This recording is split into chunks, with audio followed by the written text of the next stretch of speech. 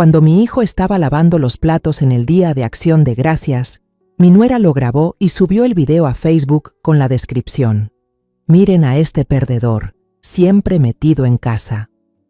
Me dio tanta rabia que agarré a mi hijo y nos fuimos, llevándonos 7 millones de pesos. Al día siguiente, ella lo llamó desesperada, 53 veces. Pero antes de continuar, revisa si ya te suscribiste al canal y comparte en los comentarios desde dónde nos estás viendo. Nos encantaría saber hasta dónde llegan nuestras historias de venganza.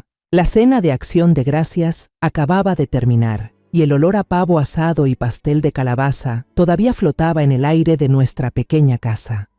Estaba limpiando los últimos platos sobre la mesa de madera vieja, frotando cada mancha de salsa pegada. Tomás, mi hijo, se levantó de la silla y dijo enseguida: «Déjame lavar, mamá, descansa». Su voz era cálida, familiar, como siempre.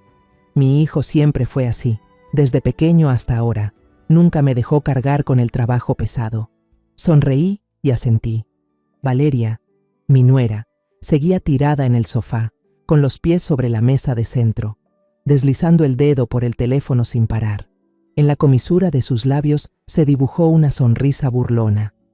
Tomás empezó a trabajar en la cocina. El sonido del agua corriendo se mezclaba con el tintineo rítmico de los platos. Yo estaba limpiando la mesa cuando escuché un ting proveniente del teléfono de Valeria. Alcancé a ver que había levantado el celular apuntando directamente hacia la cocina. La pantalla brillaba bajo la luz. Estaba grabando un video, enfocando a Tomás mientras lavaba los platos. Sentí un calor repentino en el pecho, pero intenté mantener la calma. Caminé hacia la cocina, fingiendo que buscaba un vaso de agua. Me quedé detrás de Valeria, lo bastante cerca como para leer las palabras que escribía en la pantalla. «Miren a este perdedor, toda su vida encerrado en la cocina. Feliz Día de Acción de Gracias a todos, menos a mí». Presionó el botón de publicar. Mis manos temblaban mientras sostenía el vaso. Sentí que la sangre se me congelaba. Me dolió, no por las palabras dirigidas a Tomás, sino por la crueldad con la que lo hizo, tan abiertamente. Lo publicó en redes sociales para que lo vieran sus amigos, nuestros vecinos, todos. Tomás, por casualidad, miró hacia el salón y me vio parada detrás de su esposa. Se acercó, vio la pantalla del teléfono aún encendida y luego me miró a los ojos. Sus hombros se hundieron de inmediato, el rostro se le puso rojo de vergüenza, bajó la mirada, evitando la mía. Valeria apagó el teléfono, se estiró y dijo: «Estoy cansada, me voy a dormir». Lo dijo con total tranquilidad, como si nada hubiera pasado, y se fue directo a la habitación, dejándonos a Tomás y a mí en la cocina. La casa quedó sumida en un silencio mortal. Solo se escuchaba el agua que seguía corriendo del grifo que Tomás había olvidado cerrar. Me acerqué y lo apagué sin decir nada. Puse mi mano sobre su hombro. Sentí su cuerpo rígido. No dijo palabra, solo miraba sus manos empapadas. Me quedé ahí un momento, con la mano aún sobre su hombro, sintiendo el dolor como una cuchillada al ver a mi hijo humillado en su propio hogar. Esperé una hora, sentada en la sala, escuchando cada ruido. Cuando estuve segura de que Valeria dormía profundamente, porque se oían sus suaves ronquidos desde la habitación, me levanté. Toqué suavemente la puerta de la habitación de Tomás. Mi hijo estaba sentado al borde de la cama, mirando al vacío por la ventana oscura. Aún vestía la misma ropa, sin cambiarse, lucía agotado y perdido.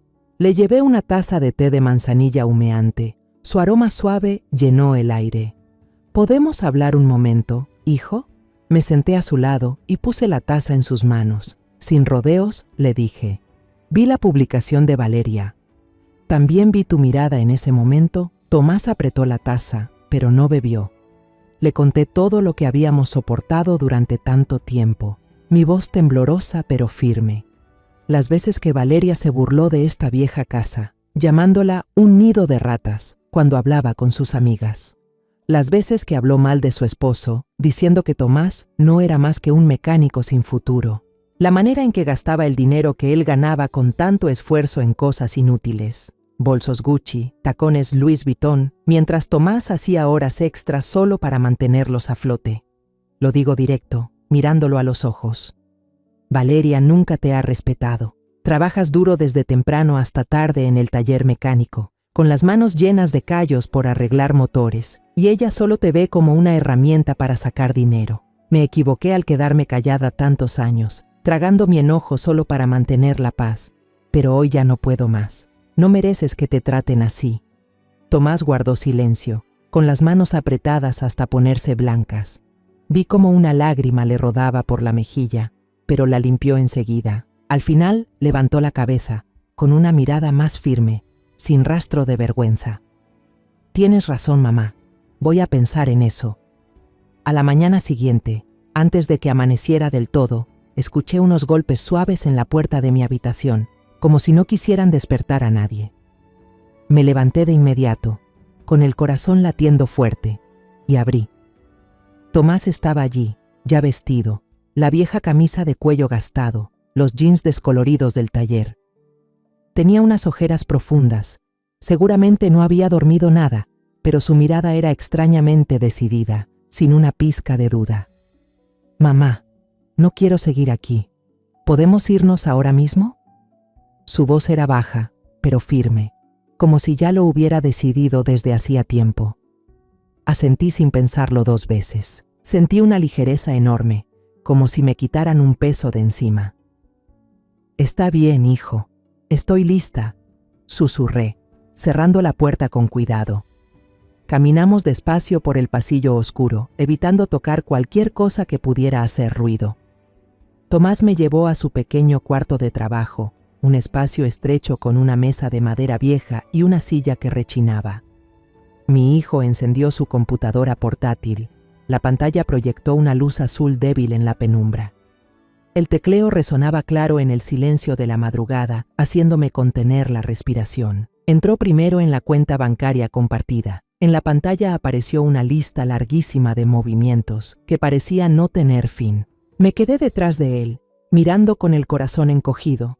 Grandes sumas gastadas en bolsos de piel de cocodrilo, zapatos de tacón de diseñador, tratamientos de spa carísimos en el centro, todo a nombre de Valeria, sacado del dinero que Tomás había ganado con tanto esfuerzo. En la esquina superior, el saldo apenas mostraba los pocos ahorros que mi hijo había juntado en más de 10 años de trabajo en el taller, desde que tenía 20, empezando de cero, arreglando máquinas hasta la medianoche. «Mira, mamá, todo es así», susurró Tomás, con la voz entrecortada, señalando la pantalla.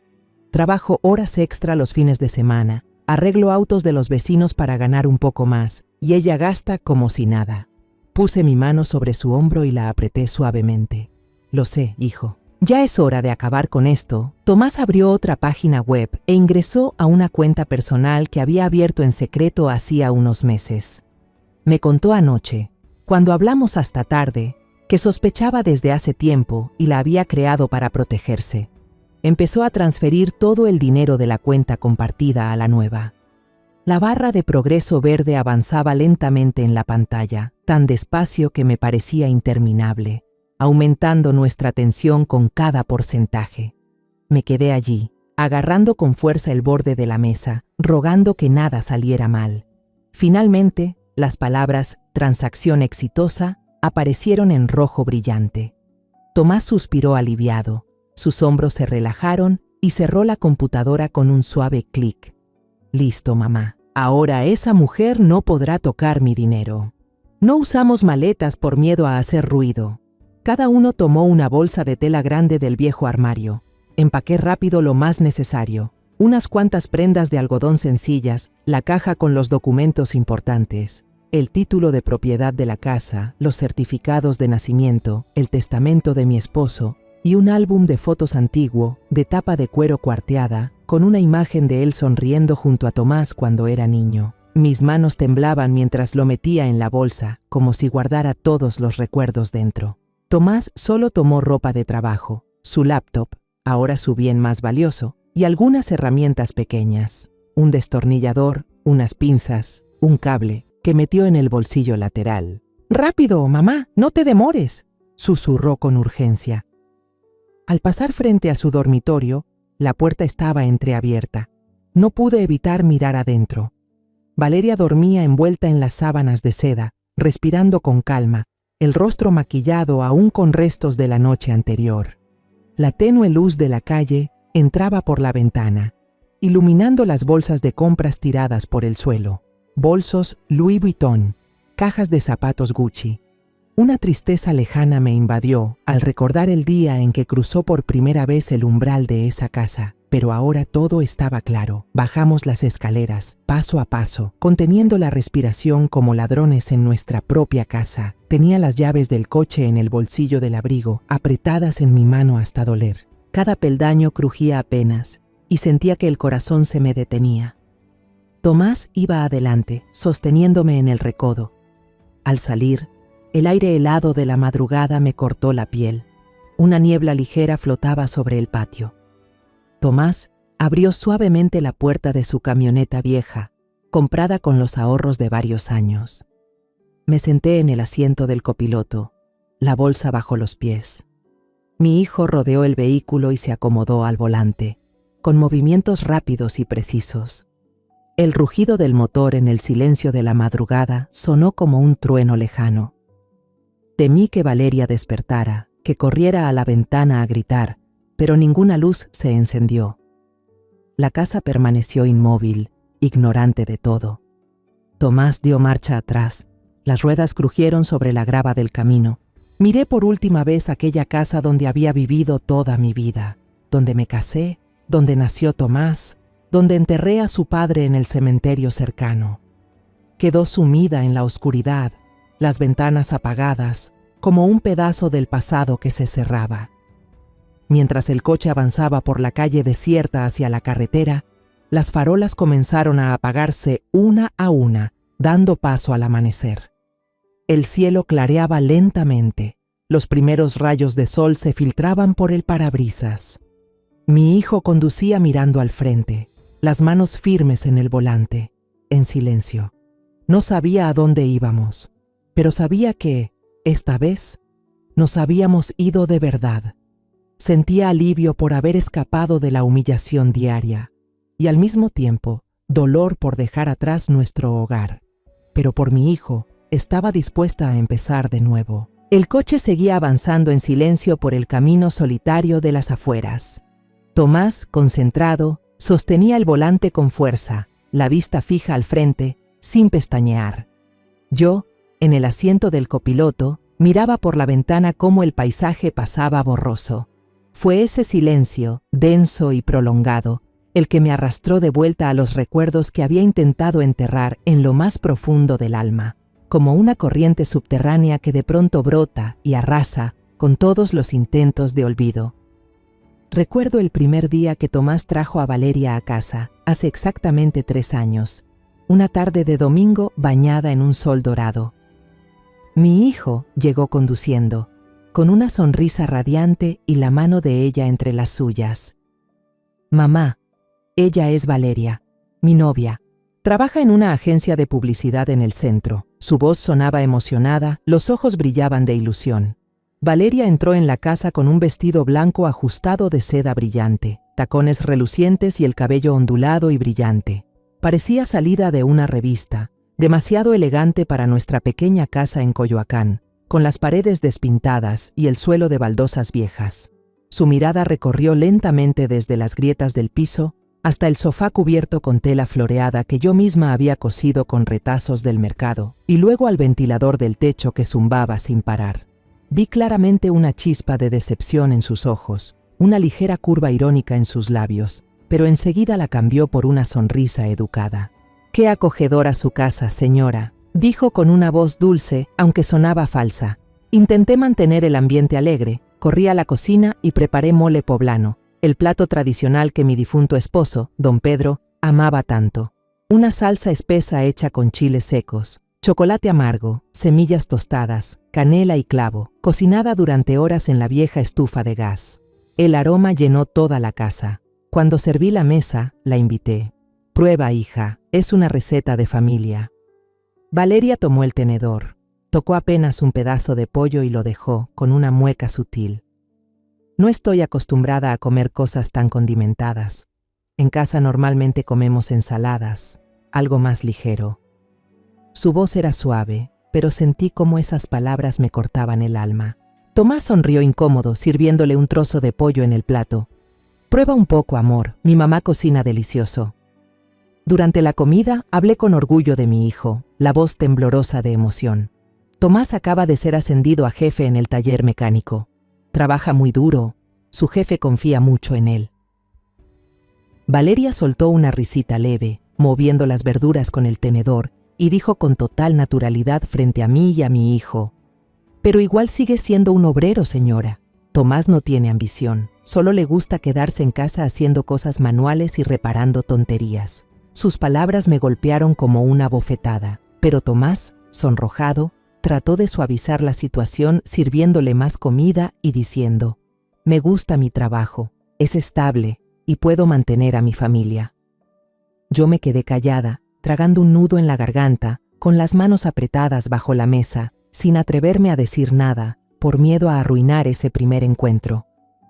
Una semana después de la boda, una ceremonia pequeña en la iglesia del barrio, solo con la familia cercana. Estaba en el jardín trasero, podando los crisantemos blancos que mi esposo había plantado cuando nos casamos. Las flores estaban abiertas como copos de nieve. Tenía las tijeras en la mano, cortando hojas secas, cuando escuché a Valeria hablando por teléfono en el porche delantero, en voz alta. Creyendo que yo no la oía, su tono chillón y su risa retumbaban. «Claro que tengo que portarme bien con la vieja, obvio. La casa está a su nombre, y la escritura debe estar en alguna caja fuerte. Tú espera, solo hay que tener paciencia. Esa mujer ya está vieja, enferma o algo, y todo será mío. Tomás es fácil de manipular. Con un par de palabras dulces, el dinero sale solo». Sentí como si alguien me apretara el pecho, la sangre me hervía y la cara me ardía. Me quedé inmóvil detrás de las flores, con las tijeras temblando en mis manos. Esa misma noche quise hablar con Tomás, cuando Valeria salió a reunirse con sus amigas. Esperé a que mi hijo regresara de su turno, sentada en la mesa de la cocina con una taza de café frío. Cuando entró, sudado, le dije: «Siéntate, hijo, tengo que hablar contigo». Pero entonces Tomás sonrió de oreja a oreja, sacando una caja de pasteles de la panadería favorita de la esquina, el flan de caramelo que tanto le gustaba a Valeria.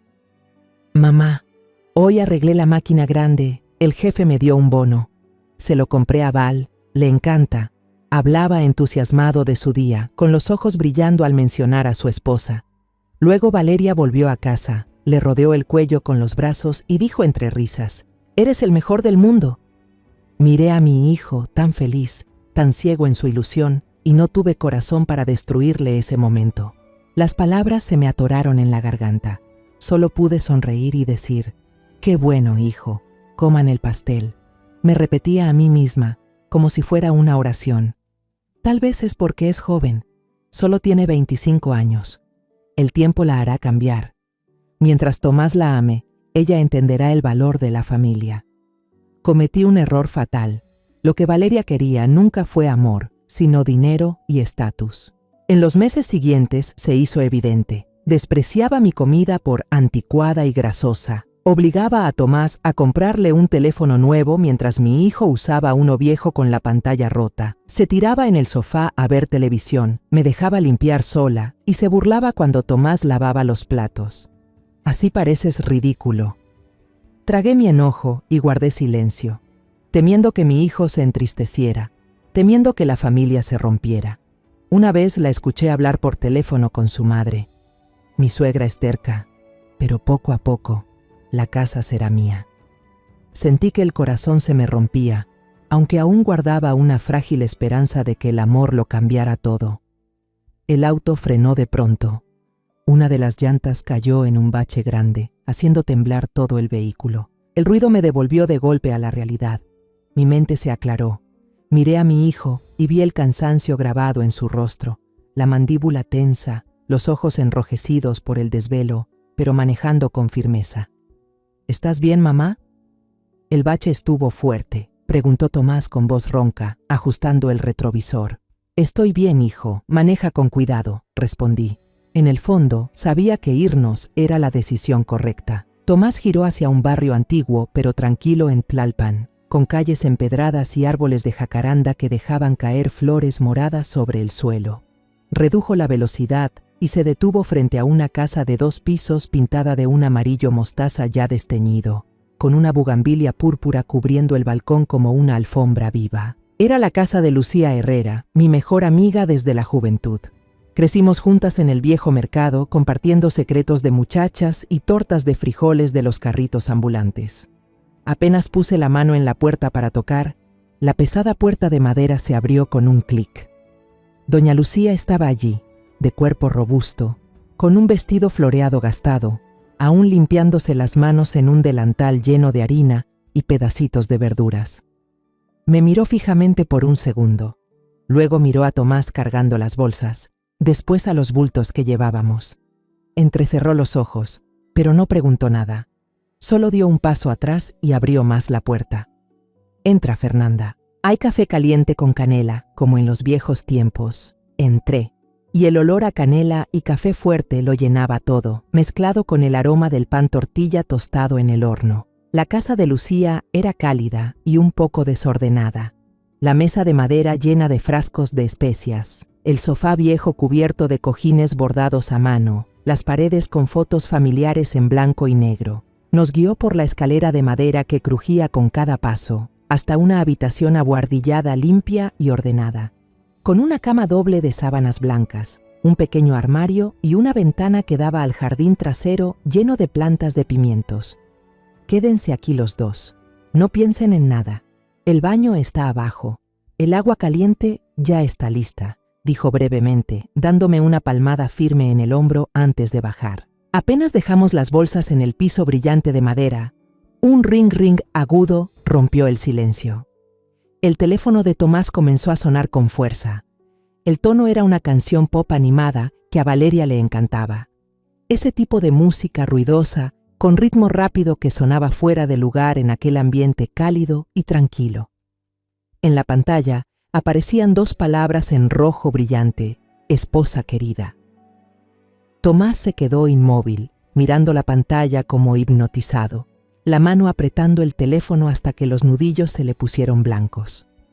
La llamada terminó con un largo pitido. Casi de inmediato, volvió a sonar, la pantalla parpadeando. Luego una tercera, una cuarta vez. Tomás no se movía, solo respiraba con dificultad. En la llamada número 53 murmuró: «Ella no va a parar». La pantalla se iluminó con una avalancha de mensajes que aparecían sin necesidad de desbloquear el teléfono. Me acerqué y con el corazón encogido leí: «¿Dónde estás? ¿Por qué no contestas? ¿Por qué no puedo llamarte? Tomás, ¿dónde está el dinero de la cuenta? Todo desapareció. ¿Qué significa eso? ¿Te atreviste a llevarte el dinero y largarte con tu madre? Cobarde, respóndeme. Voy a llamar a la policía». Los mensajes seguían llegando, cada vez más largos, llenos de signos de exclamación y letras mayúsculas. Tomás inhaló profundamente. El pecho subía y bajaba con fuerza. No respondió ninguno. En cambio, mantuvo presionado el botón de encendido. Una línea de luz cruzó la pantalla de arriba a abajo y el teléfono se apagó. El silencio llenó la habitación. Solo se oía el viento suave entrando por la ventana. Se volvió hacia mí, con la voz ronca de cansancio y tensión, los ojos enrojecidos. «Mamá, estoy agotado. No quiero volver allá, ni un segundo más». Me acerqué enseguida. Tomé su mano todavía temblorosa, con los dedos ásperos y llenos de callos por reparar máquinas. La apreté, sintiendo el calor de su piel. «Lo sé, hijo. Ahora descansa. Ya estamos a salvo». Tomás asintió. Se dejó caer en la cama, la cabeza gacha. Doña Lucía llamó suavemente a la puerta, trayendo una bandeja de madera con 2 tazas de café negro y unas empanadas de carne aún calientes. «Tomen, les va a caer bien algo caliente. Tomás, pareces un fantasma, come un poco». Dejó la bandeja, se sentó a mi lado un momento y preguntó brevemente: «¿Qué hizo Valeria ahora?». Le conté por encima sobre la publicación y la noche anterior. Ella negó con la cabeza. «Esa muchacha nunca fue buena. Ya es tarde, pero está bien que hayan venido. Le dio una palmada en el hombro a Tomás. Duerme, mañana te llevo al mercado, buscaremos trabajo. Esa noche, cuando Tomás se quedó dormido en la cama, acostado de lado, respirando tranquilo, con el rostro relajado por primera vez en meses, doña Lucía nos trajo 2 tazones de sopa de pollo bien caliente. Nos sentamos a comer en la pequeña mesa de la cocina, bajo la luz amarilla y cálida, masticando en silencio. La sopa quemaba la lengua, el sabor dulce del pollo se deslizaba por la garganta. Afuera, la noche caía espesa, con el canto de los insectos desde el jardín trasero. Pero dentro de esa casa pequeña, por primera vez en muchos años, sentí verdadera paz. Sin pasos de Valeria, sin reproches, solo la respiración de mi hijo y el aroma a sopa casera. Mi hijo era libre, y yo también. Una semana pasó rápido en casa de doña Lucía. Intentamos construir un nuevo ritmo de vida, sencillo pero firme. Tomás se levantaba temprano cada mañana y salía al patio trasero a ayudarla a reparar la cerca de madera podrida. Medía cada tabla, martillaba con fuerza. El sonido del martillo resonaba constante bajo el sol. «Doña, esta tabla hay que cambiarla, si no se cae», decía, con el sudor corriéndole por la frente. Yo ayudaba en el jardín, arrodillada sobre la tierra húmeda, arrancando la maleza entre los tomates maduros, con las manos llenas de barro, cortando las hojas marchitas de los pimientos. «Fernanda, tiene manos de oro. Gracias a usted las bugambilias florecieron hermosas este año», comentó Lucía, dándome un vaso de limonada fría. El silencio del teléfono apagado de Tomás nos daba una paz engañosa, como un lago quieto que oculta corrientes profundas. No hablábamos de Valeria, pero todos sabíamos que la tormenta no había terminado. La mañana del sábado, la luz dorada se filtraba suave por la ventana de la cocina. Yo limpiaba unas hojas de espinaca fresca del huerto, unas zanahorias aún cubiertas de tierra, preparando una ensalada para el almuerzo. El sonido del cuchillo sobre la tabla de madera era constante. Doña Lucía entró desde la sala, el rostro tenso, sosteniendo su vieja tableta con la que solía mirar recetas. «Fernanda, hay algo que creo que debería ver ahora mismo». Su voz era baja. Me extendió la tableta sin decir más. Me limpié las manos en el delantal de flores y me incliné hacia la pantalla. Era el perfil de Valeria en Facebook, al que aún seguía desde la cuenta falsa de Lucía. Había cambiado su foto de perfil. Estaba sentada en el suelo, con la cabeza baja, las lágrimas corriendo sobre el rímel negro y los labios temblando. Parecía una víctima de telenovela. Debajo, un estado larguísimo, con letras inclinadas llenas de dramatismo. No puedo creer que esto me esté pasando. Mi esposo, Tomás, después de ser manipulado por su madre, se llevó todos los ahorros de nuestra vida y huyó a medianoche. Ahora estoy sola en una casa vacía, sin un centavo, con las cosas tiradas por todos lados. ¿Qué hice mal? Solo quería una familia feliz, cocinarle a mi esposo, cuidar de mi suegra. ¿Por qué me hacen esto? Tomás acababa de entrar del patio, con las manos manchadas de grasa por arreglar la bicicleta del nieto de doña Lucía. Se las limpió rápido con un trapo.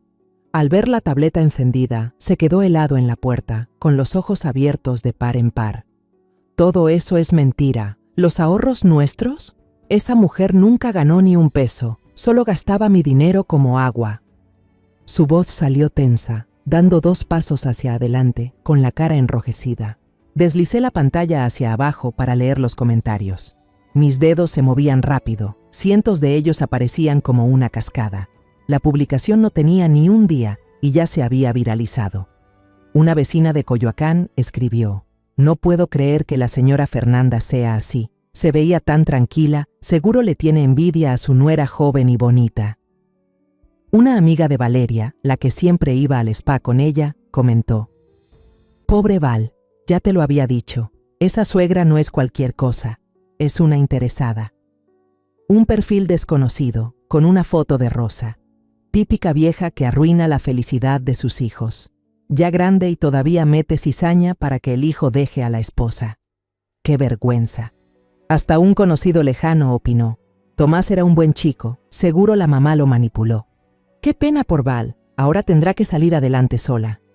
Tomás temblaba de rabia.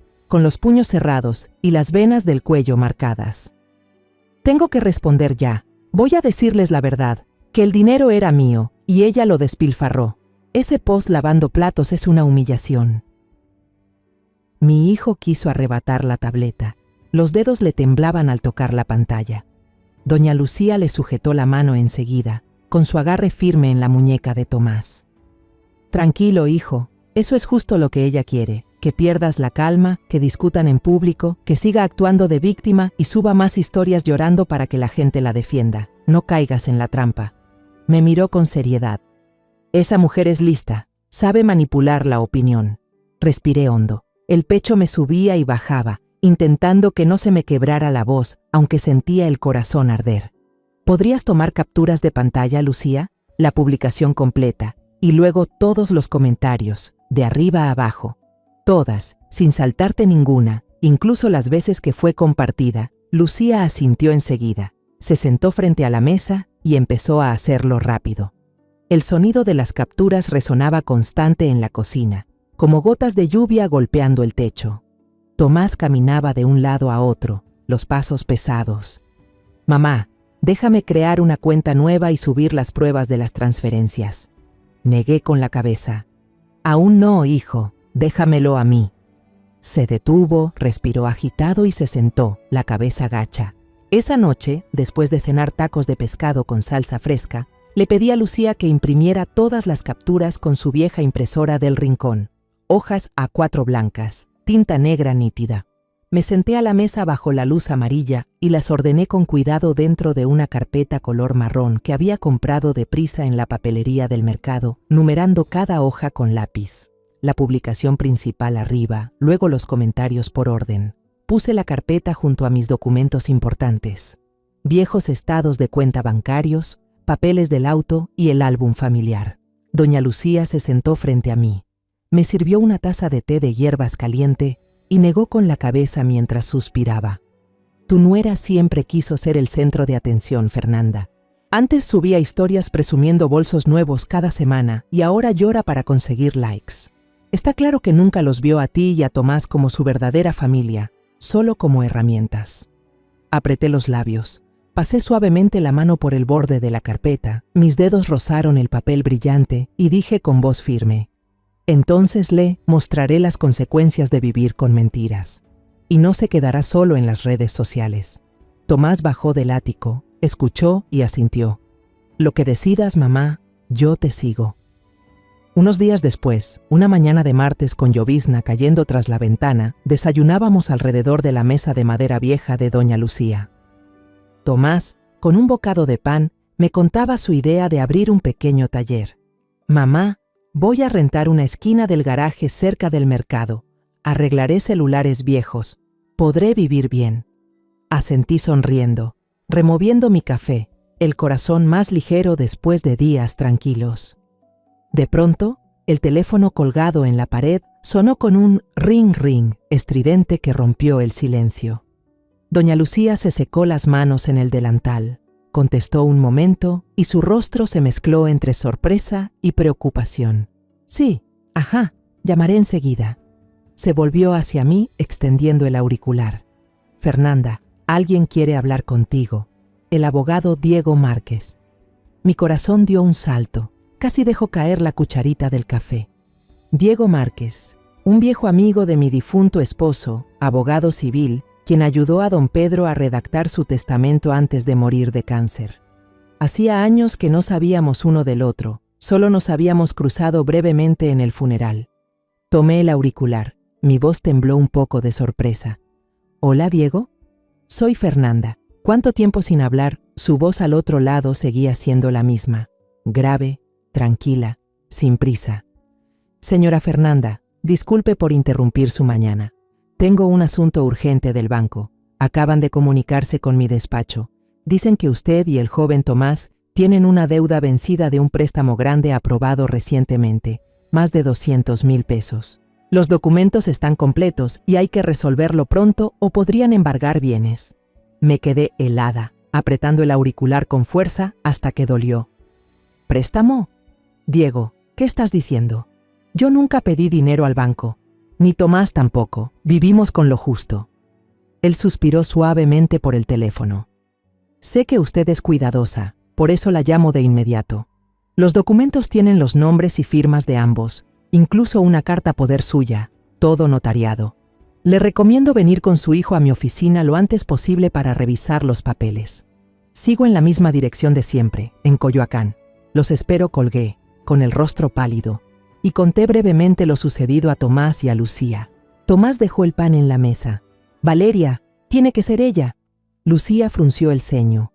Vayan ya, no pierdan tiempo. Salimos corriendo hacia la vieja camioneta, conduciendo bajo la llovizna, el agua salpicando el parabrisas, mi mente hecha un nudo. Una hora después, llegamos al despacho de Diego, en un edificio antiguo de Coyoacán, con paredes de ladrillo rojo cubiertas de musgo y un letrero de bronce envejecido. El interior olía a papel viejo y cuero de los sofás. Las estanterías rebosaban de carpetas polvorientas. Diego se levantó para saludarnos, me dio un abrazo rápido y palmó el hombro de Tomás. «¿Cuánto has crecido, muchacho?» Luego colocó sobre la mesa de roble una carpeta gruesa, de tapa azul oscuro, atada con cordón. La primera página era una solicitud de préstamo de consumo de un banco importante, por la suma de 200,000 pesos, con el propósito claramente escrito: reparación y mejora de vivienda en la dirección de Coyoacán. Pasé las páginas con rapidez, el corazón latiendo cada vez más fuerte. Al llegar a la última hoja, Tomás y yo quedamos paralizados, la mirada fija en el papel. Debajo del espacio para mi firma había una firma casi idéntica a la mía. El trazo curvo, la cola larga tan familiar que uso en los recibos del mercado. Al lado, la firma de Tomás, el trazo firme pero algo torcido. «No es mi firma», dijo Tomás de inmediato, señalando con el dedo tembloroso la hoja, con la voz aguda. «Esta letra es igual a cómo Valeria suele imitar la escritura de los demás. Siempre firma por mí en los recibos de entrega, lo practica todo el tiempo», asentí, con las manos heladas. «La mía también es falsa, yo firmo diferente, con el trazo final más corto». Pero lo peor era una hoja detrás, impresa en papel con marca de agua del banco. Carta de poder, donde decía claramente que yo, Fernanda Elena Vargas, autorizaba a mi nuera Valeria Ortega a realizar en mi nombre todas las operaciones relacionadas con ese préstamo, incluyendo recibir el dinero y firmar contratos. Mi firma falsificada estaba bien visible al final de la página, junto a un sello redondo de notaría, aunque el borde se veía un poco borroso, sin nitidez. Diego se acomodó las gafas con voz seria. Una falsificación muy bien hecha, pero con fallas. Levantó el teléfono fijo, marcó un número del directorio. Nos quedamos en silencio mientras lo oíamos hablar con alguien del banco, con tono profesional. «Sí, habla el abogado Márquez. Estoy revisando el expediente de préstamo número 47.892. ¿Podría confirmar quién presentó directamente este expediente? Valeria Ortega, ¿correcto? ¿Ella entregó una carta de poder notariada y retiró parte del dinero en efectivo? Entiendo. Envíeme el informe de la cámara de la sucursal, por favor». Gracias. Diego colgó y me miró fijamente, con una mirada penetrante. Fue Valeria quien fue al banco hace 2 semanas. Presentó los documentos en persona en la sucursal central. El cajero la identificó. Llevaba un vestido rojo, gafas de sol y firmó para retirar en efectivo los primeros 50,000 pesos. La cámara grabó su rostro claramente. Creyeron que los papeles eran válidos. Sentí un escalofrío recorrerme la espalda, desde la nuca hasta los pies, con el pecho apretado. Esto ya no era un asunto de humillaciones en redes sociales con publicaciones llorosas. Ya no era un problema familiar de gastos excesivos. Era fraude, falsificación de firma, apropiación indebida. «Quiere hundirnos en deudas para que nos quiten la casa», murmuró Tomás, pálido. Diego asintió. «Así es. Pero tenemos pruebas del banco, y las firmas falsas se pueden peritar. Contactaré a un experto ahora mismo». Empujó el expediente hacia mí. «Firme aquí para autorizarme como su representante. Demandaremos por fraude y falsificación de documentos». Aquella tarde, después de la reunión con el abogado Diego, el ambiente en casa de doña Lucía se volvió pesado. Regresamos cuando el sol ya caía, Tomás conduciendo despacio, la mirada fija en la carretera, pero claramente con la cabeza llena del préstamo de 200,000 pesos pendiente. Yo llevaba apretado el sobre con las copias que Diego nos dio. Los papeles falsificados hacían que me sudaran las manos. Lucía abrió la puerta y al vernos tan pálidos dijo: «Entren, coman algo caliente». Cocinó rápidamente una olla de frijoles negros con chorizo. El aroma llenó la casa, pero casi nadie comió. Solo masticábamos sin ganas. Tomás empujó el plato. «No puedo tragar. Pensar en ese préstamo falso me enloquece». Asentí contándole a Lucía los detalles de la carta de poder falsificada. Ella negó con la cabeza. «Tienen que actuar ya, antes de que el banco embargue la casa». Mientras la ayudaba a regar las plantas del patio trasero, la tableta de Lucía, sobre la mesa de madera del corredor, sonó con un ping agudo. Había un mensaje nuevo. Lucía se secó las manos, tomó la tableta y me la mostró. «Es para usted». Era una solicitud de amistad en Facebook de una cuenta llamada Mireya Ortega, con una foto de perfil de una chica joven sonriendo tímidamente entre girasoles. El apellido Ortega me hizo dar un salto. Casi solté la regadera y el agua se derramó sobre mis zapatos. Dudé, mi dedo pasó por la pantalla, pensando en ignorar y bloquear de inmediato. Pero otro mensaje apareció justo en la pantalla bloqueada, sin necesidad de aceptar solicitud de amistad. «Señora Fernanda, soy la hermana menor de Valeria. Sé lo que ella hizo con usted y con el señor Tomás. Las publicaciones, el dinero, los préstamos. Por favor, deme una oportunidad para hablar en persona. Es algo muy importante. No puedo seguir callada». Doña Lucía leyó el mensaje por encima de mi hombro, frunció el ceño y dijo con voz alerta: «Ten cuidado, Fernanda. Puede ser una trampa de Valeria, usando a la hermana para averiguar dónde están ustedes y luego volver a difamar». Tomás salió de la cocina. Escuchó algo y enseguida asintió. «Sí, mamá, no contestes. No. Esa mujer es muy astuta. Seguro Mireya fue obligada a mandar el mensaje». Tomó el teléfono de mis manos, dispuesto a borrarlo. Pero había algo en las palabras de la chica que me detuvo, algo que me ablandó el corazón. Una súplica sincera, una desesperación que no sonaba como el teatro de Valeria. «Espera, hijo», dije, recuperando el teléfono. Después de dudar un momento, sentada en la silla del porche aún mojada por la lluvia, respondí brevemente: «¿Dónde quieres encontrarte?» «En un lugar público y seguro», Mireya respondió de inmediato, como si hubiera estado esperando. «¿Puedo ir a su casa, por favor?» Val cambió la cerradura de la antigua casa y me echó a la calle ayer. «Estoy en una cafetería cerca, no tengo a dónde ir». «Traigo pruebas». Esa frase lo decidió todo. Me conmovió pensar en una chica inocente atrapada en todo esto. Le mandé la dirección de la casa de Lucía y añadí: «Ven, te esperamos. Pero ven sola». Lucía negó con la cabeza, aunque ya preparaba té caliente. «Si es una trampa, la echamos». Una hora después, unos golpecitos suaves sonaron en la puerta principal. Tomás fue a abrir. Miró con precaución por la rendija y luego abrió del todo. Frente a nosotros estaba una muchacha delgada, de unos 20 años, con los ojos hinchados y rojos de tanto llorar, el cabello recogido en una coleta despeinada. Llevaba una camiseta sencilla con letras casi borradas y unos jeans gastados, una mochila vieja al hombro, totalmente opuesta a la imagen elegante y maquillada de su hermana. Era Mireya, la menor de las Ortega, a quien había visto fugazmente en la boda. La invitamos a pasar. Lucía la condujo a la sala acogedora con el viejo sofá. Mireya se sentó encogida, con las manos temblorosas entrelazadas, la mirada fija en el suelo de madera. «Gracias, señora. No sé a dónde más ir». Su voz era suave, quebrada. Le serví un vaso de agua tibia. «Bebe, hija, cuéntanos despacio». Empezó a hablar entrecortadamente. Justo después de que nos fuimos aquella noche, Valeria tuvo un ataque de furia en la casa. Rompió el florero de porcelana que yo amaba, vació los armarios y gritaba porque no encontraba el dinero ni sabía dónde estábamos. Entró a mi cuarto con la cara roja. «Tú sabes a dónde se fueron, ¿verdad? Habla». Yo negué con la cabeza y ella me dio una bofetada. Luego gritó: «No tengo dinero para mantener a otra parásita inútil como tú. ¡Lárgate! Cambió la cerradura al día siguiente y tiró mis cosas al pasillo. No terminó ahí. Mireya contó que Valeria publicó otra cosa en Facebook anoche, algo que yo aún no había visto.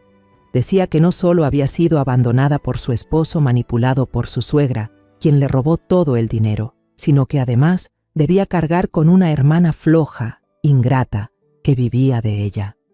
Me etiquetó, diciendo que yo era una carga para que todos sintieran lástima por ella. Mireya rompió en llanto, los hombros temblando, las lágrimas cayendo sobre sus manos. Ella me usa para ganarse la compasión de la gente en Internet. Nunca me vio como su hermana, solo como una sirvienta gratis. Me hacía lavar la ropa, cocinar, mientras ella se pasaba el día viendo televisión. Tomás se sentó a un lado, el rostro sombrío. Ella es insoportable. Lucía le ofreció un pañuelo. Llora, hija, y luego cuentas. Entonces Mireya se secó las lágrimas. Sacó el teléfono viejo de la mochila. Con la mano temblorosa abrió una larga conversación en WhatsApp. Sé que hacer esto es traicionar a mi hermana, pero no puedo dejar que ella arruine la vida de ella y de Tomás. Hace tiempo tomé pantallazos, por si algún día hacen falta. La niña me tendió el teléfono. La pantalla brillaba con una serie de mensajes de hace meses. Lo tomé, leí en voz alta cada línea para que Tomás y Lucía escucharan. Mi voz sonó clara en la habitación en silencio. Valeria. Esa vieja se aferra al título de la casa dentro del cajafuerte. Si ella se va de viaje o enferma de gravedad, asunto arreglado. Los papeles de la casa yo los soluciono. Tú ayúdame a fotografiar la cerradura del cajón, ¿vale? Valeria. Tomás es un idiota. Con unas palabras dulces y comprándole un bolso, el dinero de su bolsillo sale solo. Más fácil que voltear la mano. ¿No crees que soy lista? Y el último mensaje, enviado solo unas horas después de que nos fuéramos aquella noche. Esos tontos ya se fueron, dejaron las maletas. Bien, ahora me haré la víctima llorosa en redes, los demandaré por usurpación y abandono. Esta casa al final será mía, espera tu parte. La habitación quedó en un silencio mortal, solo se oía la lluvia golpeando el porche. La prueba estaba ahí, en blanco y negro, irrefutable. Una conspiración de largo tiempo, palabras envenenadas. Tomás apretó el puño. Imprímelo todo.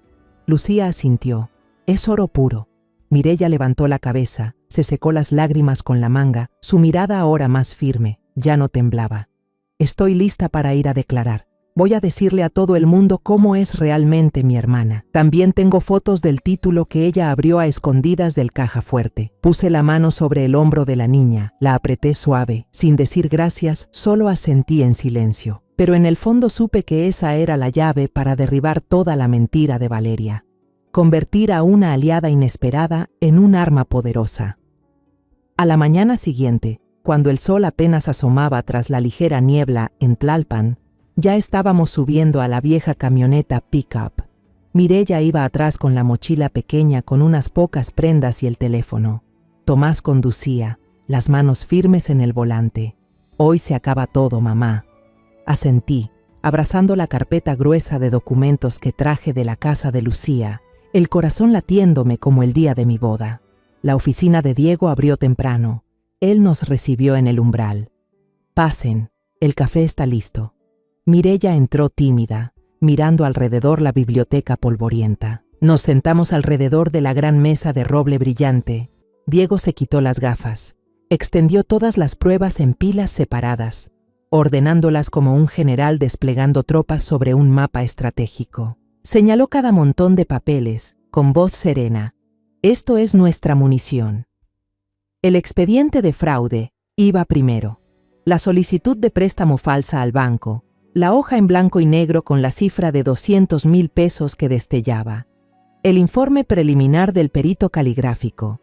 Un anciano de barba blanca del Instituto Forense. Con la conclusión, trazos imitados pero sin el ritmo natural. Presión desigual, claramente falsificado. La copia del poder notarial con el sello de legalización torcido. Diego señaló. Este sello está impreso con láser, no es un timbre puesto a mano. Lo siguiente era el expediente de abuso financiero. Los estados de cuenta bancarios de Tomás durante 2 años, hojas tamaño carta interminables, con resaltador amarillo marcando los gastos absurdos de Valeria, 5,000 pesos por un bolso de cuero, 3,000 por una sesión de spa, 8,000 por unos tacones importados, en total más de 180,000 pesos, solo en artículos de lujo. Tomás señaló una línea. Mira, el mes pasado sacó 10,000 para comprar un regalo de cumpleaños a una amiga, pero yo nunca vi ningún regalo. El expediente de difamación se apilaba alto. Impresiones de publicaciones de Facebook desde la computadora de Lucía, papel brillante con fotos de Valeria llorando con el rímel corrido y textos donde se hacía la víctima, junto a cientos de comentarios insultando mi honor y el de Tomás, impresos completos, desde vieja avara hasta marido inútil manipulado por su madre. Diego ojeó rápido. Cada uno de estos es un delito de difamación por separado. Por último, el expediente de pruebas clave. El viejo teléfono de Mireya sobre la mesa, con la pantalla mostrando un largo chat. Capturas de mensajes que exponían el plan de Valeria, registradas cuidadosamente ante la presencia del abogado, con fecha y número coincidentes. Además, fotos que Mireya tomó a escondidas del título de propiedad dentro de la caja fuerte, en plena noche. La muchacha susurró. Las tomé mientras ella dormía. Me temblaban las manos del miedo. Diego nos miró uno por uno. Su voz firme resonó en la sala. Ya lo tenemos todo, sólido como acero. Presentaremos una denuncia contra Valeria por 3 delitos: falsificación de documentos oficiales, fraude para apropiarse de bienes y difamación en redes sociales. Al mismo tiempo, Tomás, tú presentarás la demanda de divorcio. Las pruebas de abuso financiero bastan para que el juez la apruebe rápido. Tomás asintió sin dudar, los ojos encendidos. Estoy totalmente de acuerdo, licenciado. Firmo aquí. Tomó la pluma y firmó la demanda de divorcio que Diego había preparado, con letra firme y decidida. Diego sonrió por primera vez. Bien, pero el plan no se queda en los tribunales. Valeria usó las redes sociales como arma para atacarlos. Nosotros las usaremos para contraatacar y cambiar la opinión pública antes del juicio. Miró a Mireya con tono suave. Niña, Valeria jugó sucio en Facebook. ¿Estás dispuesta a responderle con la verdad? Escribe una publicación pública, con pruebas. Mireya tragó saliva, pero afirmó con fuerza. Sí, licenciado. Ya no tengo miedo, Diego explicó con calma. Cuenta los hechos con serenidad. Solo la verdad, sin insultos. Esa noche, después de la cena con enchiladas de queso fundido y ensalada fresca del huerto de Lucía, Mireya se sentó en la mesa de la cocina bajo la luz amarilla y cálida, escribiendo una publicación pública en su perfil. Una cuenta con pocos amigos, pero que pronto explotaría. La entrada era larga, narraba toda la verdad con calma y claridad. Cómo su hermana la había usado como sirvienta gratis durante 1 año, lavando y cocinando mientras Valeria derrochaba dinero. Cómo la echó a la calle sin piedad después de que nos fuimos. Y cómo descubrió el plan para quedarse con la propiedad. Deudas falsas, firmas falsificadas y una demanda planeada para arrebatarnos la casa. La parte más importante, adjuntó todas las capturas de pantalla de los mensajes de Valeria, desde la vieja esa que no suelta el título, hasta «Demándalos por apropiarse, la casa es mía», nítidas, con fechas y horas completas. Mireya presionó «Publicar» a las 9 de la noche, la mano aún temblando. «Ya está, tía». La tormenta estalló en cuestión de horas, como fuego avivado por el viento. La publicación se compartió a una velocidad impresionante, desde los amigos de Mireya hasta el grupo del vecindario de Coyoacán, y de ahí a los grupos familiares de la Ciudad de México. La opinión pública dio un giro de 180 grados en una sola noche. Aquellos que antes entraban al perfil de Valeria para compadecerla y me insultaban llamándome vieja codiciosa, ahora iban a su página. Aunque estuviera bloqueada, las fotos antiguas ya circulaban y dejaban comentarios furiosos sin parar. No lo puedo creer. Esa mujer es una actriz increíble, llorando para ganar likes. Al final, los verdaderos engañados fueron la suegra y el cuñado, que trabajaron duro para que los estafaran. Devuélvanles el dinero, estafadora, que la policía la arreste ya. Incluso algunos conocidos etiquetaban a Valeria. Val, explica esto. ¿Los mensajes son reales? Los likes en la publicación de Mireya subieron a miles, las comparticiones a cientos. Valeria borró su publicación difamatoria y bloqueó su perfil apenas 2 horas después. Pero ya era tarde, decenas de personas habían hecho capturas de pantalla y todo circulaba por otros grupos. Incluso llegó a Twitter con el hashtag Valeria Estafadora. Mireya veía las notificaciones multiplicarse, con el rostro pálido. La gente ya me cree, tía. Esa noche, cuando Mireya se quedó dormida en el sofá del cansancio, me senté junto a la ventana del ático, mirando la calma nocturna de Tlalpan, el cielo estrellado, la brisa moviendo las bugambilias. Afuera, las redes sociales ardían. Las notificaciones sonaban sin parar en el teléfono de Lucía, pero dentro de mí reinaba una paz extraña, como la de un lago después de la tormenta. Me giré hacia Tomás, que revisaba los informes del banco en la mesa pequeña. La justicia a veces no llega con un juez y un mazo, sino con la luz de la verdad que se propaga en la red. La batalla legal aún estaba por delante, con el juicio próximo, pero la batalla por el honor ya la habíamos ganado. La opinión pública ahora estaba de nuestro lado. El día del juicio, el cielo de Coyoacán amaneció gris y pesado. Las nubes bajas y oscuras hacían el aire sofocante pese al otoño. Salimos temprano desde la casa de Lucía. Las calles estaban casi vacías, solo algunos camiones de carga rumbo al mercado. Iba en el asiento del copiloto, apretando con fuerza la carpeta que Diego había enviado la noche anterior. Tomás conducía en silencio, el radio apagado, solo se escuchaban los limpiaparabrisas rasgando el vidrio. Detrás, Mireya, con una camisa blanca recién planchada por Lucía, murmuró: «Tengo muchos nervios, tía». Yo volteé.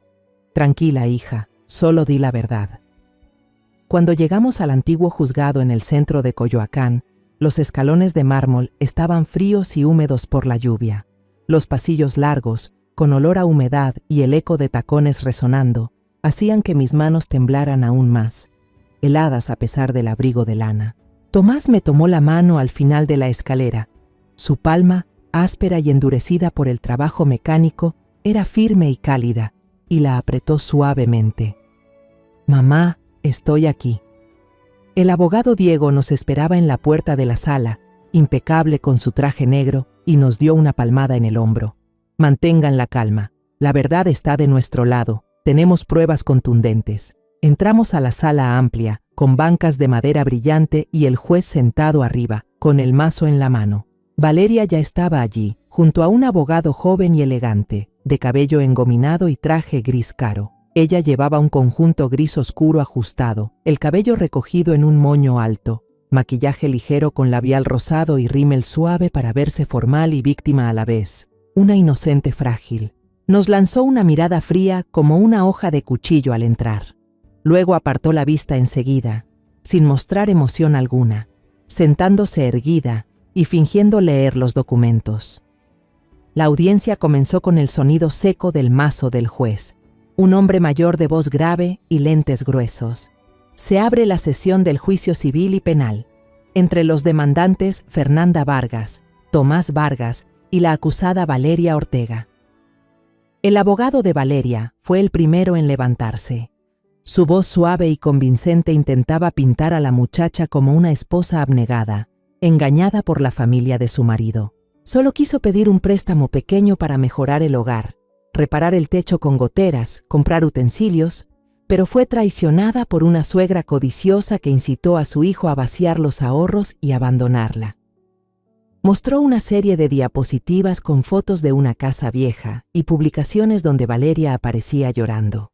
Algunos de los presentes asintieron con gesto compasivo, pero cuando el señor Diego comenzó a presentar las pruebas, la situación cambió por completo. Se levantó y dijo con voz firme que resonó en toda la sala: «Señoría, esto no es un asunto familiar, sino un fraude sistemático». En la pantalla apareció un video de Tomás lavando los platos durante el Día de Acción de Gracias, mi hijo inclinado, silbando alegremente frente al fregadero, justo al lado de la publicación de Valeria en la que se hacía pasar por víctima con la frase «un perdedor atrapado en la cocina». La contradicción descarada provocó murmullos en la sala. Algunos susurraron: «¿Cómo puede humillar así a su esposo?». Luego subió al estrado el perito calígrafo, un hombre de mediana edad con traje gris y lupa en mano. Analizó con precisión cada trazo de la firma en el poder notarial y la solicitud del préstamo proyectadas en pantalla, señalando diferencias sutiles pero irrefutables respecto a mi firma auténtica, que Diego había entregado como muestra. La curva de la F real de la señora Fernanda es fluida y con presión uniforme, la falsificada es quebrada, con un trazo final alargado de manera anormal. Es un intento deliberado de imitación, pero carece de la naturalidad del movimiento original. Falsificación total. Valeria palideció. Su abogado intentó interrumpir. Podría ser una confusión. La testigo decisiva fue Mireia.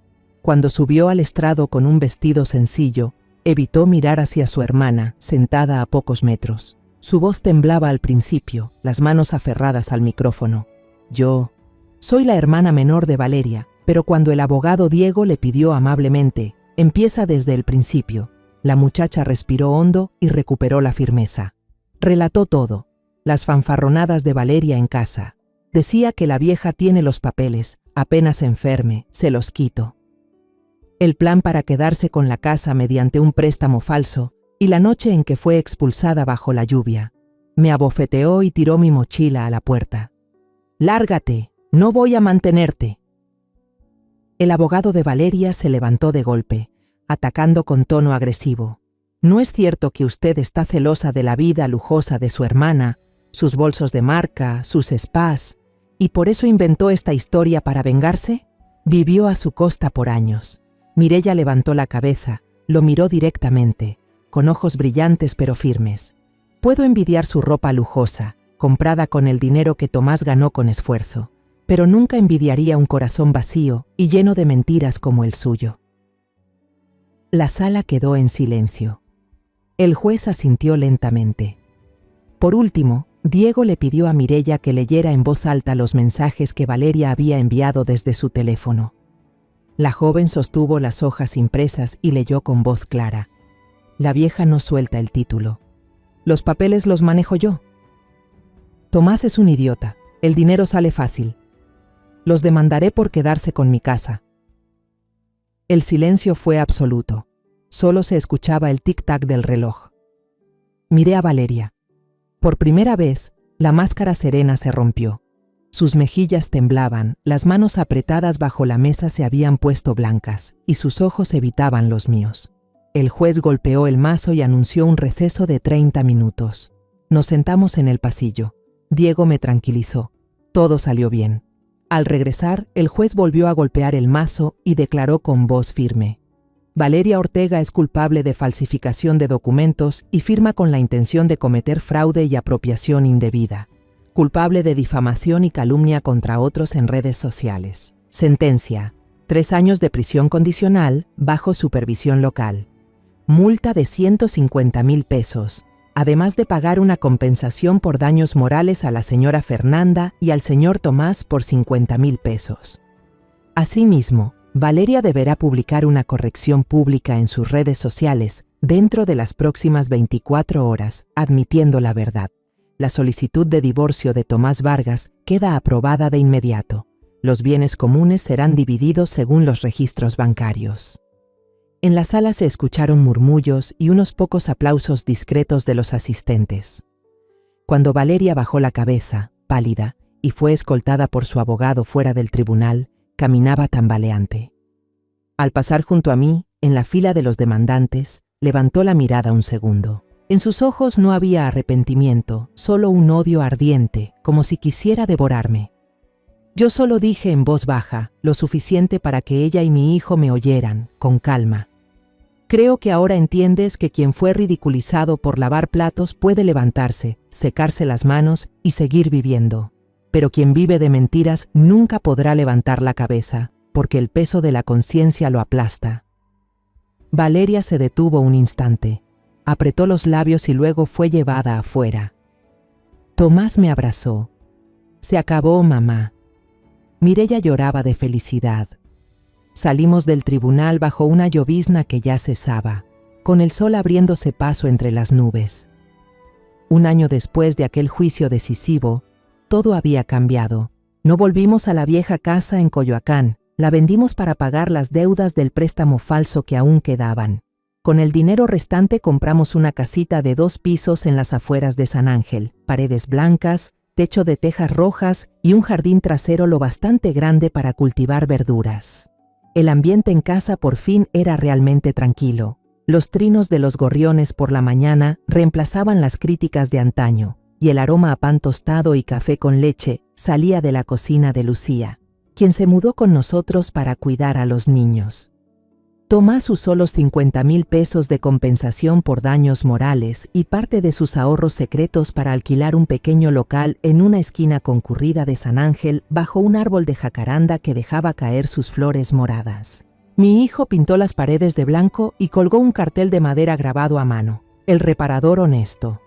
El taller no era grande, unos 20 metros cuadrados, con una mesa de madera llena de piezas, estantes con teléfonos viejos y computadoras averiadas que los clientes llevaban. Se dedicaba a reparar computadoras, teléfonos y aparatos electrónicos, cambiaba pantallas rotas, instalaba software, recuperaba datos. Abría de 9 de la mañana a 8 de la noche y siempre tenía clientes. Una anciana con una radio que zumbaba, un estudiante con una laptop lenta, el dueño del café de la esquina con su caja registradora descompuesta. Todos en el barrio querían a mi hijo por su honestidad. Nunca cobraba de más. «Solo 200 pesos, señor. Con la batería nueva quedará perfecta», decía, y siempre revisaba los aparatos hasta tarde antes de entregarlos. «Tomás, me salvaste el teléfono. Casi pierdo las fotos de mi nieto», le dijo un cliente abrazándolo. A veces paso por el taller al atardecer y lo veo silbando una vieja melodía mexicana mientras repara con cuidado una computadora de escritorio dañada.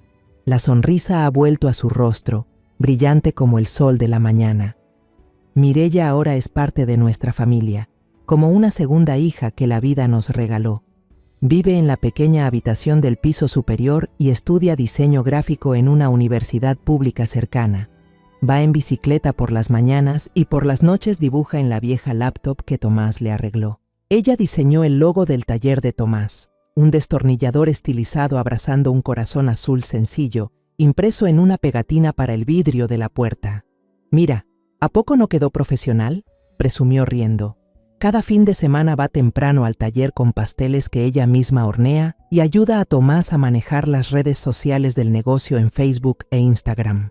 «Sube este tip, mira, cómo limpiar el ventilador de tu laptop sin gastar dinero, así aumentan los likes», decía mientras escribía rápido y subía un video corto de Tomás reparando. Solemos cenar juntos en el jardín, bajo la bugambilia que plantó Lucía, en una mesa larga de madera con arroz con frijoles, tacos de pollo asado y ensalada fresca. «Cuéntanos algo de la universidad, Mireya», le pido. Ella sonríe. Hoy el profesor elogió el logo del taller de Tomás. Por mi parte, volví a plantar todo el jardín de margaritas blancas que antes había descuidado por miedo a que Valeria lo considerara pueblerino. Ahora el jardín florece como un manto de nieve en invierno, con algunas hileras de tomates rojos y jugosos, pimientos verdes brillantes, albahaca y cilantro. Cada mañana me levanto temprano, con la regadera en la mano, la tierra húmeda pegada a mis pies. El olor a tierra fresca y a hierbas me tranquiliza. Respiro hondo como si bebiera agua pura. Ya no tengo que vivir con miedo, ni cuidando cada paso, ni temiendo los tacones o las burlas. Solo escucho el silbido de Tomás desde el taller y la voz suave de Mireya cantando mientras dibuja sus diseños. La publicación de disculpa de Valeria apareció exactamente 24 horas después del juicio, en la cuenta temporal que había reabierto. Solo decía: «Pido perdón por haber difamado y mentido», acompañada de una foto con gesto triste. Luego desapareció, la página quedó cerrada para siempre. Escuché por los antiguos vecinos que había vendido todas sus cosas de marca en un tianguis para pagar la multa de 150,000 pesos y la compensación antes de mudarse a una ciudad del norte, donde trabajaba como vendedora en un centro comercial. Nunca volvimos a saber de ella, como si se hubiera desvanecido en el aire. Una tarde de domingo, con el sol dorado y suave, estaba sentada en el jardín, en mi vieja silla de madera, con una taza de té de manzanilla caliente entre las manos. Miraba a Tomás concentrado, ayudando al vecino a reparar un viejo radio de madera, de esos que ya solo guardan los recuerdos. Lo desarmó con cuidado, limpió el polvo de los circuitos, soldó los cables rotos. Sus dedos, manchados de grasa, se movían seguros y pacientes. Giró la perilla. Una vieja melodía de mariachi sonó primero con ruido, luego clara y viva. El vecino lo abrazó emocionado. Gracias, Tomás. Gracias a ti, puedo volver a escuchar la canción que bailaba con mi esposa. Sonreí con el corazón lleno de calor. Muchos se habían burlado de mi hijo por hacer labores domésticas. Lo llamaron fracasado que vive entre platos. Pero yo sé que son precisamente esas manos, las que no temen ensuciarse, las que trabajan sin descanso, las que mantienen esta casa limpia, digna y firme. Tomás se limpió las manos, silbando, y preguntó: «Mamá, ¿qué cenamos hoy? ¿Compro carne asada?» Mireya regresó del taller. «Yo preparo la ensalada». Lucía rió desde la cocina. Nuestra familia vuelve a estar completa. La tormenta por fin había pasado, y el amanecer había llegado de verdad. El sol bañaba las margaritas. Las risas llenaban la casa. Una vida sencilla, pero plena. Desde lo más profundo de mi corazón, después de todo lo vivido, solo quiero decir una cosa. A veces, el silencio no es paciencia, sino una herida que sangra en secreto. Creí que mantener la paz familiar significaba cerrar los ojos ante la injusticia, pero me equivoqué. La verdad tiene su propia fuerza, y la justicia solo llega cuando tenemos el valor de defender lo correcto, por nuestros hijos, por nuestra dignidad y por nuestro propio corazón. Quiero decirles a las madres que sufren en silencio: no permitan que su bondad se convierta en motivo de abuso. Perdonar es necesario, pero nunca debe significar inclinarse ante la mentira. Hay pérdidas que abren nuevos comienzos, donde la paz no depende del miedo, sino de la fortaleza que nace de la verdad y del amor sincero. La historia que acabas de escuchar ha cambiado nombres y lugares para proteger la identidad de las personas involucradas. No la contamos para juzgar, sino con la esperanza de que alguien escuche y se detenga a reflexionar. ¿Cuántas madres están sufriendo en silencio dentro de su propio hogar? De verdad me pregunto, si tú estuvieras en mi lugar, ¿qué harías? ¿Elegirías callar para mantener la armonía o tendrías el valor de enfrentar todo para recuperar tu voz? Quiero saber tu opinión, porque cada historia puede ser una luz que guíe el camino de otro. Dios siempre bendice, y creo firmemente que el valor nos lleva a días mejores. Mientras tanto, en la pantalla final dejaré 2 de las historias más queridas del canal. Estoy segura de que te sorprenderán. Gracias por quedarte conmigo hasta este momento.